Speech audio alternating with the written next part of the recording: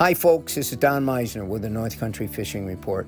You know, I've talked a lot this spring about trout fishing because I've immersed myself more into trout fishing than I have in years and years and years.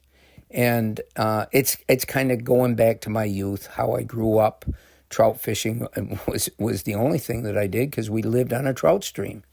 But some of the things that I've found about the trout waters around here, and I want to, for you folks that might be interested in getting back into it or getting into it, period, if you've never fished trout, it really is a special, special way of fishing. It's fun, it's colorful, but it's different.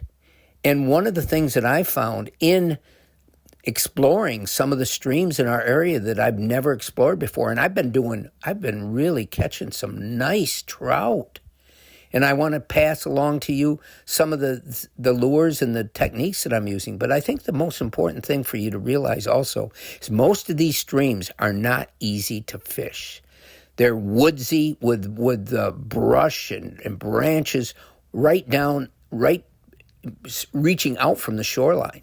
So if you're fishing along the shore to get to where you can even cast a bait, or, you know, it's a lot easier with a little short spinning rod. I use an ultralight. You know, I love to fly fish, but my goodness, there's so many places I'd be casting into the trees constantly with a fly rod. But I'm able, by using a little short 5-foot or 5.5-foot ultralight. Now, for a lot of the type of little lures that I use, little tiny baits, they recommend a longer rod, but that longer rod it's in your way when trying to fish along these woodsy shores.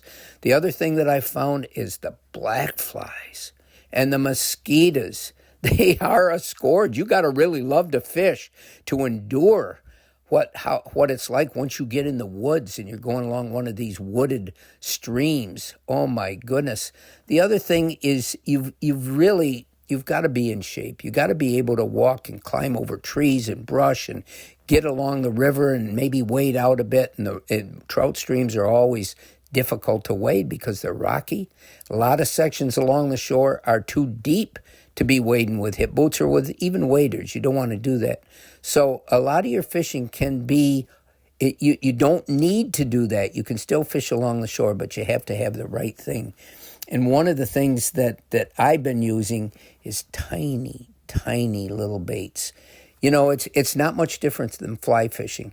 And I'll talk about this in another report. I'll explain more how I do it, what's being effective for me, and how I know if you do the same thing, you can catch trout too.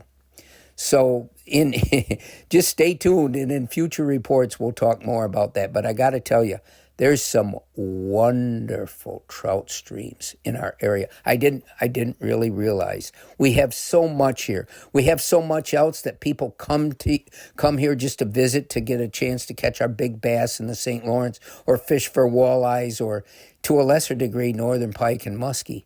But boy, we've got some wonderful trout fishing. And, you know, you ought to explore it more because you don't have to go way into the Adirondacks to do this. You don't have to fish the Ausable River or go down south to the Battenkill or the Beaverkill River in the Catskills. We've got some great fishing in this area.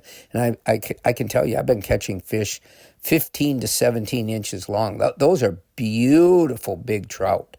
I thought I died and gone to heaven as a kid if I could have caught trout that big. Until next time, folks, this is Don Meissner with the North Country Fishing Report.